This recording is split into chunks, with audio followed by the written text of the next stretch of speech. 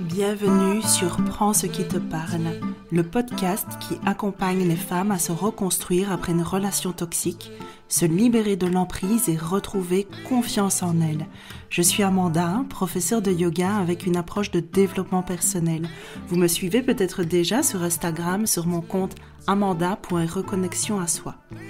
Chaque personne est unique, alors ici la bienveillance est à l'honneur ainsi que la douceur. Prenez uniquement ce qui vous parle et surtout, laissez le reste. L'estime de soi. On en entend parler, mais qu'est-ce que c'est au juste ? Est-ce que c'est la même chose que la confiance en soi ? Et l'amour de soi dans tout ça, où se place-t-il ? Aujourd'hui, nous allons démêler tout ça ensemble. Nous allons voir aussi pourquoi ces notions sont d'autant plus importantes quand on a traversé une relation toxique. Et bien sûr, je vous donnerai aussi quelques petits conseils immédiatement applicables pour les booster. C'est un sujet passionnant et tellement essentiel pour votre cheminement. Alors voilà, je me réjouis de vivre cet épisode avec vous. Avant d'aller plus loin et avant que j'oublie, les filles, je tiens à vous dire que ça y est, mon programme Vivre est disponible, ou en tout cas les portes sont ouvertes pour vous inscrire jusque mercredi prochain minuit. Après cela, il faudra attendre la prochaine cohorte parce qu'on commence tout ensemble jeudi 16 janvier. On ouvre le module 1 et on est parti 12 semaines ensemble de reconnexion à soi. Donc bien sûr, je vous en parlerai un tout petit peu en fin d'épisode. Le lien est en description comme d'habitude. Et pour l'heure, sans plus attendre, plongeons dans le sujet du jour. Alors, l'estime de soi, la confiance en soi et l'amour de soi. Qu'est-ce que c'est ?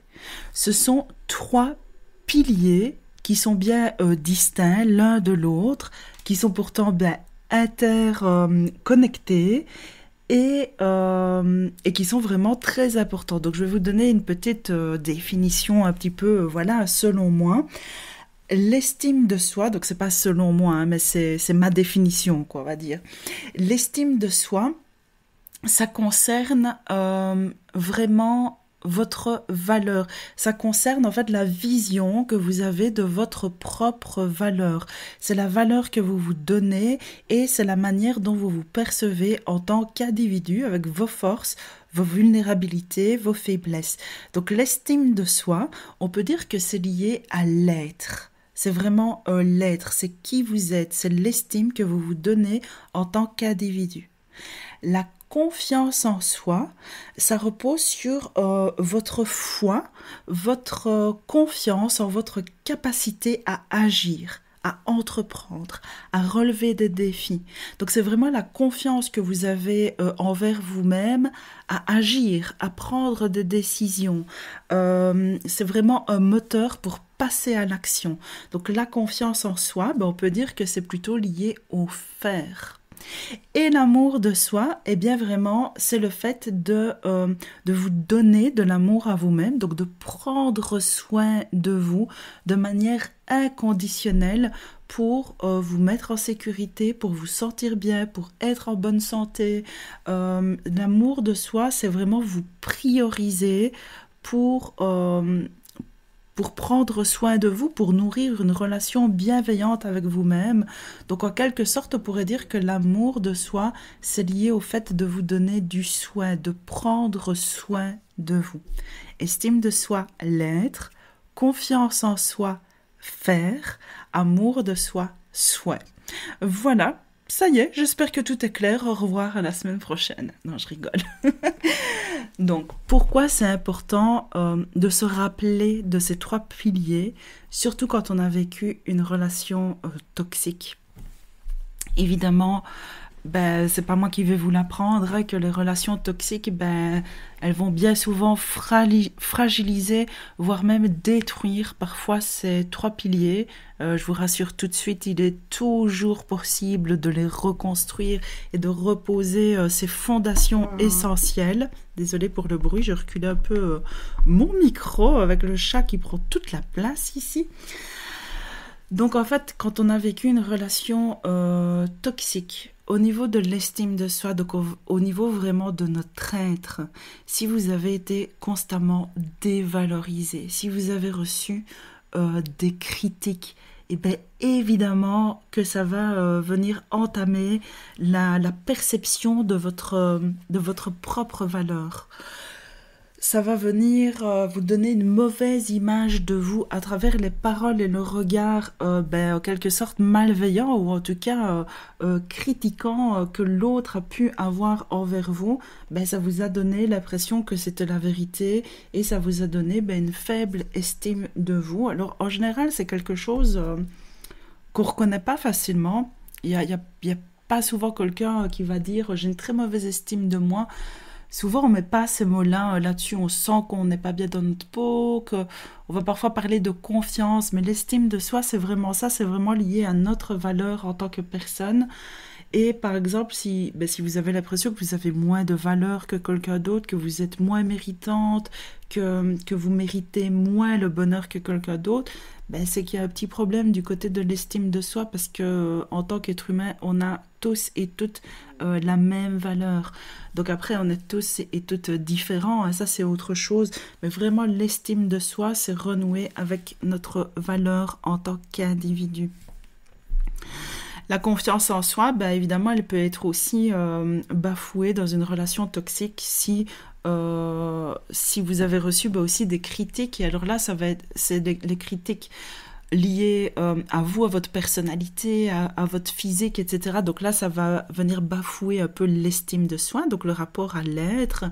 Et puis après, si vous avez des critiques sur vos capacités, par exemple, si vous avez reçu des paroles du genre « t'es bonne à rien, tu n'y arriveras pas », vous voyez, si vous n'avez pas été soutenu, encouragé et que au contraire même à chaque fois que vous faites quelque chose même par exemple il y a des relations toxiques qui vont jusque là où vous faites à manger pour votre homme hein, parce que moi je parle ici souvent de la relation amoureuse mais vous savez que les relations toxiques elles peuvent être dans tous les domaines et je suis un petit peu triste parce que je sais qu'il y en a beaucoup qui vont reconnaître parfois des choses vécues dans l'enfance aussi hein, ce genre de critiques que les parents ne font pas toujours en mal, mais qu'on reçoit souvent quand on est petit, à se faire toujours gronder, à toujours pointer du doigt ce qui ne va pas, même à l'école, vous savez, je fais une petite parenthèse parce que ça me vient comme ça, mais même à l'école, le système d'éducation qu'on a plus ou moins tous reçu, c'est un peu le système d'éducation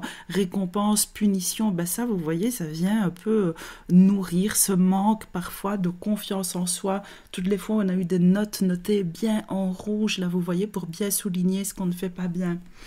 Donc je reviens dans la relation de couple, si quand vous faites à manger, on vous dit tout le temps que c'est dégueulasse, que vous faites pas bien à manger, que je sais pas moi qu'on critique, donc vraiment lié au faire, à votre capacité de faire des choses, ça va vous faire perdre confiance en vous et vous allez avoir l'impression que vous n'êtes pas capable. Dans la relation toxique, le manque de confiance en soi, il vient se manifester aussi quand on est avec quelqu'un d'un peu manipulateur qui prend les dessus et qui vous fait croire que vous ne savez pas vivre sans lui, qui vous met un peu dans une prison dorée dans laquelle c'est lui qui sait tout faire. Il y a parfois des personnes, par exemple, qui ont par exemple même pas leur permis de conduire. Alors c'est pas grave de ne pas avoir son permis de conduire, mais qui sont avec un homme qui les mettent comme ça dans une prison dorée où c'est lui qui a le permis. Donc il n'y a pas besoin d'avoir de permis. De toute façon, vous voyez, la personne se dit qu'elle n'en est pas capable et surtout qu'elle n'en a pas besoin dans le sens où c'est lui qui fait tout.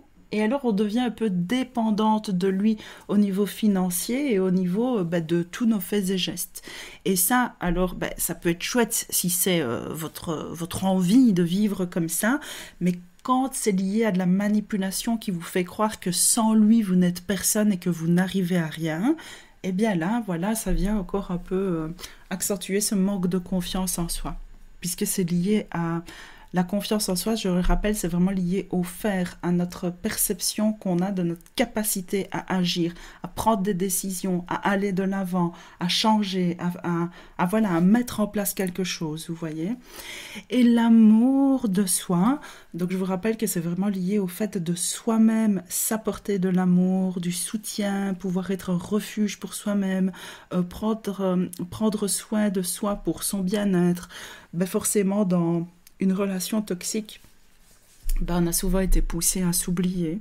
Soit parce qu'on était tellement omnibulé par le fait de plaire à l'autre et de se conformer à ce qu'il voulait, qu'on en perd cet amour de soi en se déconnectant de soi-même, en se déconnectant de ses besoins, en se déconnectant de ses aspirations profondes, en fait, vous voyez. Donc l'amour de soi peut vraiment être bafoué quand on a vécu une relation toxique, aussi parce que dans ce genre de relation, il est rare de recevoir de l'amour de la part de l'autre, en tout cas de l'amour de façon juste et saine, et donc ça devient un peu comme en fait, ça devient un peu comme une habitude de se dire que l'amour qu'on mérite, c'est celui-là. En fait, c'est le seul exemple qu'on a de l'amour, on a l'impression que c'est ça. Et donc, on finit par y croire, et forcément, à soi-même non plus, on ne se donne plus cet amour nécessaire.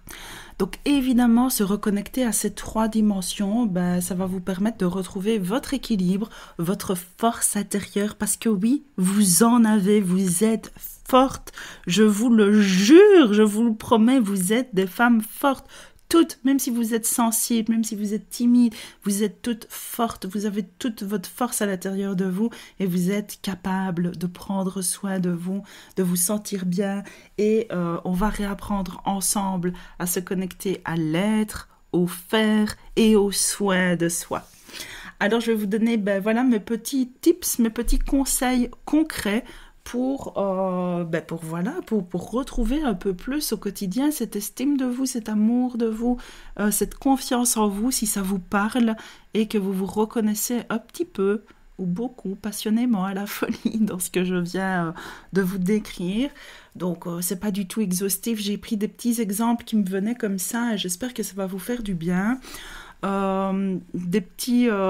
Des petits conseils issus de mes pratiques préférées, donc évidemment le yoga, la connexion à soi, la gestion du stress, la respiration, le journaling, le développement personnel. Donc, pour l'estime de soi, donc vraiment votre rapport à vous, à votre être, vous rappeler de la valeur que vous avez. Ce que je peux vous conseiller, c'est par exemple d'avoir un mantra fort, donc une petite phrase. Un mantra, c'est vraiment une petite phrase courte qui vous parle évidemment, qui vous touche. Et cette phrase, vous allez vous la rappeler constamment. Si vous faites du yoga, que vous avez une petite pratique du matin, ça peut être une petite pratique très courte, on n'est pas obligé de faire 108 salutations au soleil le matin. Parfois même juste 5 minutes de méditation dans le calme, ou 2, 3, j'en sais rien moi, feuilles pliées, 4 pattes, juste pour faire un peu circuler l'énergie tout en respirant, ça peut être bon aussi. Voilà, vous pouvez vous rappeler ce mantra avant votre pratique de yoga, ou simplement noter cette petite phrase quelque part et vous la rappeler le plus souvent possible. Et à chaque fois que vous allez être confronté à ce manque d'estime de soi, à chaque fois que vous allez sentir cette petite souffrance, vous voyez, qui vient un peu tirer à l'intérieur, où on a envie de partir dans un truc, de se dire je suis nul, ou cette petite tristesse qu'on sent parfois quand on sent bien qu'il y a quelque chose qu'on est en train de se dévaloriser. Alors on ne se dit pas je suis en train de me dévaloriser, mais en général on sent qu'on n'est pas bien parce que soit on s'est comparé à quelqu'un qu'on trouve tellement mieux que nous et ça nous fait un petit pincement au cœur, ou on n'ose pas, on est gêné de soi, vous voyez. Donc à ce moment-là, vous aurez votre mantra et vous vous rappellerez, ah oui, mon mantra. Et cette phrase-là, répétez-la vous à chaque fois que vous doutez, à chaque fois qu'il y a quelque chose qui vient tirailler dans votre cœur, ou parce que je sais que c'est très difficile de se défaire des relations toxiques si vous êtes encore en lien avec cette personne qui vient tout le temps vous piquer là où ça fait mal. Eh bien, quand ça arrive, rappelez-vous cette phrase. Donc, je vais vous donner quelques petits exemples piochez dans ce qui vous parle, mais n'hésitez pas à inventer le vôtre. Je vous donne des petits exemples de mantras que vous pouvez vous dire et vous répéter à volonté. Je suis suffisante telle que je suis. Je mérite d'être respectée et aimée. Je suis fière de qui je suis. Mes imperfections font partie de ma beauté. Je choisis de me traiter avec bienveillance. Chaque jour, je reconnais ma valeur. Je suis digne de tout ce qu'il y a de meilleur dans la vie. Je m'accepte entièrement avec mes forces et mes faiblesses. Je me libère des jugements des autres pour m'honorer moi-même. Mon opinion de moi-même est plus importante que celle des autres. Celle que moi je préfère, c'est « je suis digne d'amour et de respect ». Donc voilà. Choisissez, laissez-vous inspirer, revenez peut-être, je crois que sur les podcasts, on sait faire 15 secondes en arrière, donc à mon avis, vous pouvez cliquer 2 fois si vous voulez tous les réécouter, mais n'hésitez pas à choisir le vôtre en fonction de ce que vous vivez, en fonction de votre petite blessure à vous. Choisissez la phrase qui va venir combler ça et que vous pouvez vraiment, je suis en train de taper du poing là, vous voyez dans ma main, vous pouvez vraiment venir aller tapez sur ce mantra-là au quotidien plusieurs fois par jour, avant vos séances de yoga, après vos séances de yoga. Vous pouvez l'écrire aussi, si vous faites du journaling, vous pouvez tous les jours réécrire cette phrase. Vous pouvez la noter quelque part où c'est visible pour la voir, mettre un post-it dans votre voiture, mettre un post-it dans votre agenda. Faites-vous un mantra et vous allez voir qu'à force, ça va devenir naturel, il va revenir tout le temps dans votre tête et il va vous accompagner. Et souvent, quand on a un mantra comme ça, à un moment donné, il évolue et ça se fait tout seul. Vous verrez. Alors, un autre petit conseil que je vous propose, eh bien oui, je vais vous parler de journaling. Les filles, vous le savez, le journaling, c'est tellement puissant de prendre un bic, une feuille et crac, crac, crac, crac, crac, ou plutôt gratte, gratte, gratte, gratte, gratte. Autant je fais bien le bruit du poing qui tape pour affirmer son mantra, autant je fais pas bien le bruitage du bic qui écrit. C'est pas grave. Attendez, je vais le faire là, regardez. Hop. Voilà, vous allez gratter sur le papier.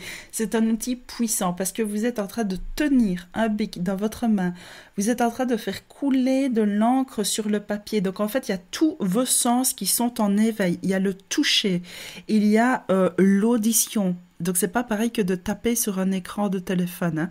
Il y a l'audition, vous ne vous en rendez pas compte parce que tout se fait de façon un peu inconsciente, mais malgré tout, vos sens, il y a quelque chose qui est capté en fait par votre système nerveux quand vous écrivez. Il y a le bruit du bic sur le papier, il y a la vue qui voit à chacun de vos gestes l'encre qui se dessine. Le fait d'écrire à la main, c'est beaucoup plus lent que d'écrire sur un téléphone ou un clavier d'ordinateur. Donc là aussi, il y a une meilleure intégration des choses. Donc le journaling, les filles, c'est vraiment quelque chose qui va vous aider à vous connecter à vous. Je le répète à chaque fois, j'ai l'impression qu'on me prend pour une faux folle à chaque fois que j'en parle, mais vraiment c'est un outil hyper puissant, le journaling. Et donc, si vous avez déjà un cahier dans lequel vous écrivez vos émotions, vos gratitudes, vos prises de conscience, ben c'est déjà merveilleux. Et pour moi, ça fait partie du fait de renforcer cet amour de soi, puisqu'on se donne du temps. C'est du temps d'écoute de soi, c'est du temps d'accueil, c'est du temps pour reprendre du recul sur ses ressentis. Donc c'est clairement de l'amour de soi. Maintenant, si vous voulez aller plus loin et renforcer votre estime de vous et votre confiance en vous, je vais vous donner des petits exercices de journaling que vous pouvez faire.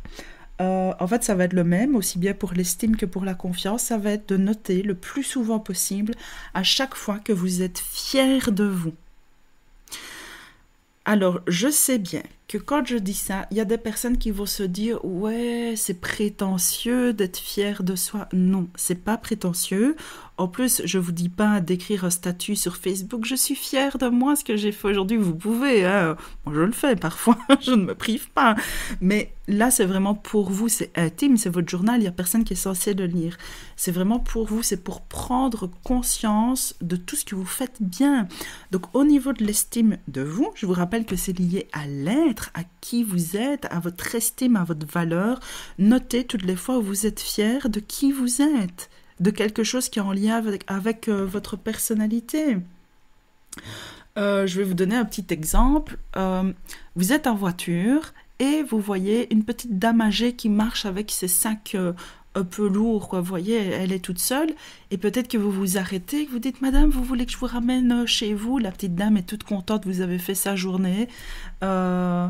Eh bien, soyez fiers de vous. Peut-être que ça vous paraît tout naturel, mais soyez fiers de vous. Et notez-le dans votre cahier. Je suis fière de moi d'avoir ramené cette dame parce que je suis vraiment une personne altruiste. Notez ces qualités qui font partie de vous. Je vous promets que c'est pas anodin et que vraiment ça va l'ancrer à l'intérieur de vous. Et ça va renforcer cette estime de vous. À chaque fois que quelqu'un voudra venir vous faire croire que vous n'êtes pas quelqu'un de bien, que vous n'êtes pas méritante, etc., vous saurez parce que vous aurez travaillé là-dessus. Donc vous vous direz, ben oui, mais j'ai ça.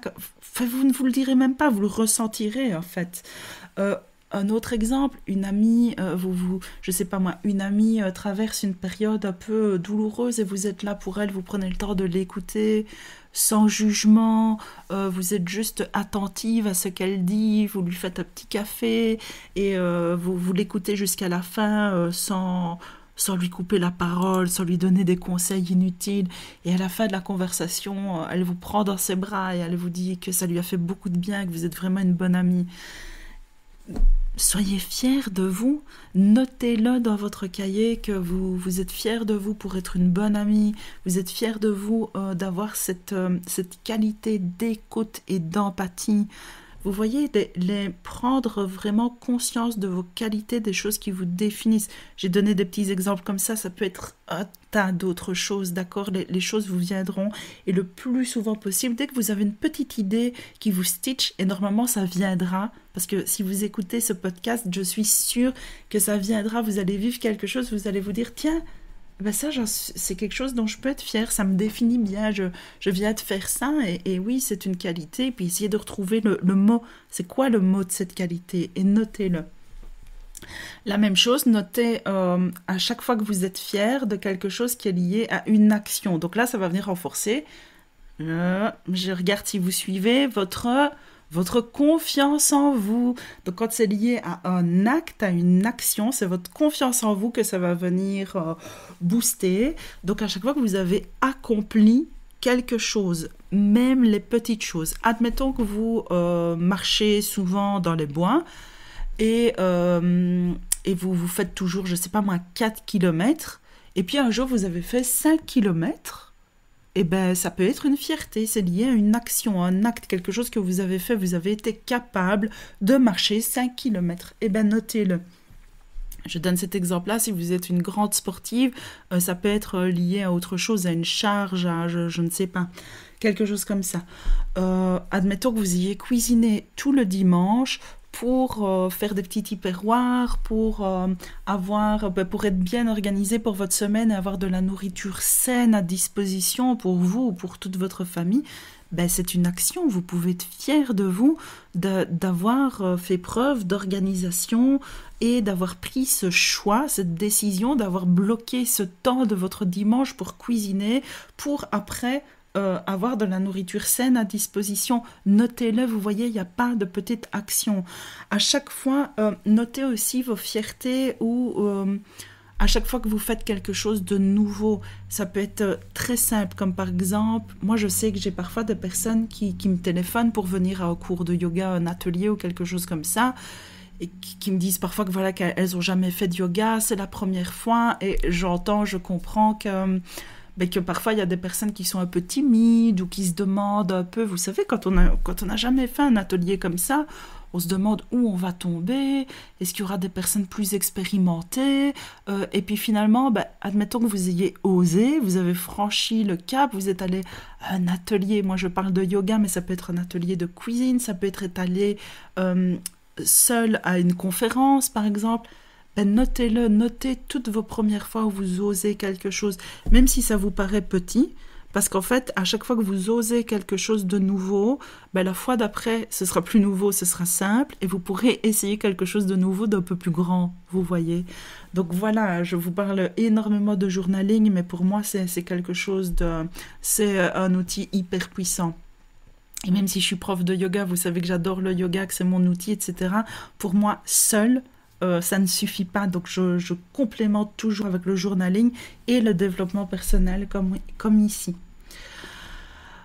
Et enfin, la dernière petite chose que je vais vous dire pour que ça ne dure pas non plus trop longtemps, j'ai pas envie de vous surcharger d'informations, c'est, s'il vous plaît, parlez bien de vous.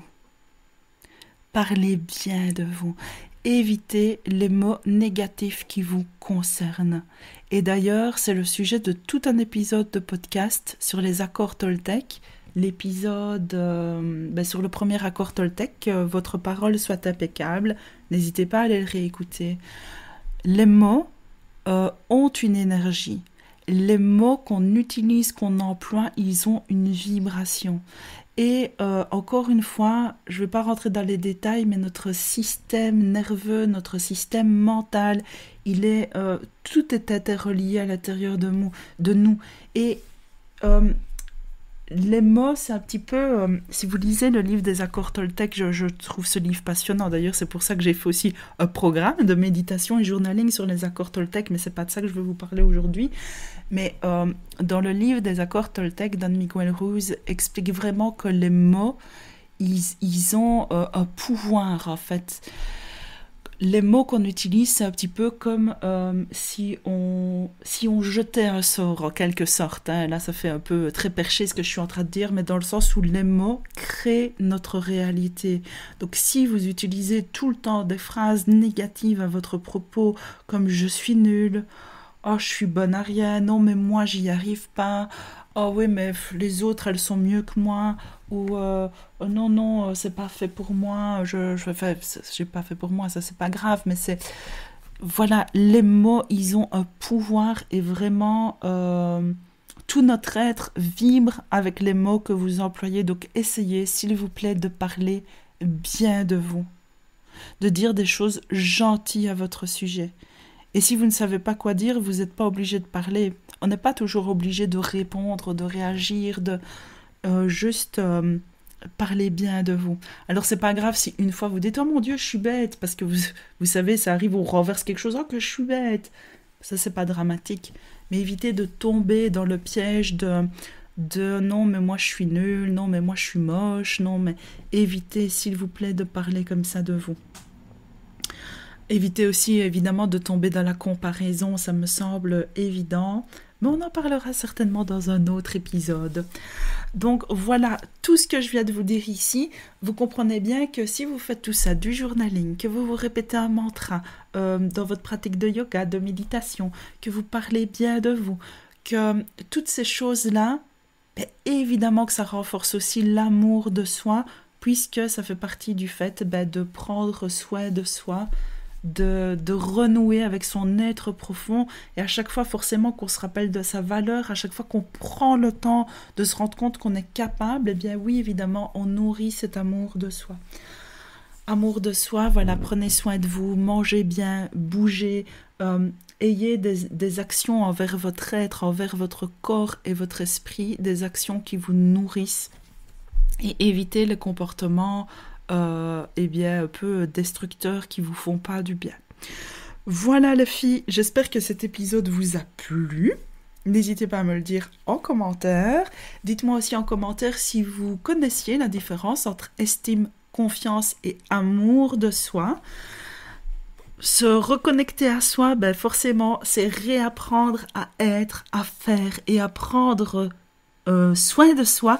Et ces 3 piliers, pour moi, ils sont essentiels. Et ils sont aussi forcément à la base de mon programme Vivre, puisque ce programme est un programme de reconstruction de soi après une relation toxique. Donc voilà, j'ai juste envie de vous rappeler simplement que le lien est en description de cet épisode si ça vous parle. On débloque le module 1 jeudi prochain, le 16 janvier. Donc, je ferai un petit live pour tout le monde. Et là, vous aurez accès à tout le module 1. Chaque module va contenir plus ou moins 7 contenus entre des pratiques de yoga, des audios de méditation, des exercices de journaling qui seront guidés parce que je sais que c'est pas toujours facile. Donc, il y aura des audios un peu comme une méditation, mais aussi participatifs où à certains moments, je vous proposerai d'écrire, etc. Toutes les 2 semaines, on débloque un nouveau module. Il y a 6 modules en tout, donc on est parti pour 12 semaines. Après ces 12 semaines, vous gardez accès à votre programme, donc vous pourrez refaire à volonté toutes les séances et justement aller piocher dedans à chaque fois que vous en aurez besoin. Juste vous dire aussi que le programme, il y a un petit bonus qui nous a été offert par Simone Beauty. Si vous avez écouté l'épisode numéro 30, n'hésitez pas à le faire si ce n'est pas le cas. Simone Beauty qui est conseillère en images, donc elle vous offre un petit e-book pour reconnaître votre morphologie et savoir vous mettre en valeur en fonction de votre morphologie. Il y a un autre bonus, et bien c'est 50%. C'est une offre de lancement pour cette première cohorte de mon programme. Et bien écoutez, voilà, je pense que tout le reste est noté, les filles. Donc moi, je vous fais des tout gros bisous. Prenez soin de vous et à très vite pour un prochain épisode. Et voilà, l'épisode du jour est terminé. S'il t'a plu, n'hésite pas à t'abonner, à liker, mettre des étoiles, un petit commentaire et à partager avec une personne à qui ça ferait du bien. Tu sais, ces petites actions permettent de mieux faire connaître ce podcast et ça me fait très chaud au cœur. Alors je te dis déjà merci, à la semaine prochaine et d'ici là, on se retrouve sur Instagram. Bisous!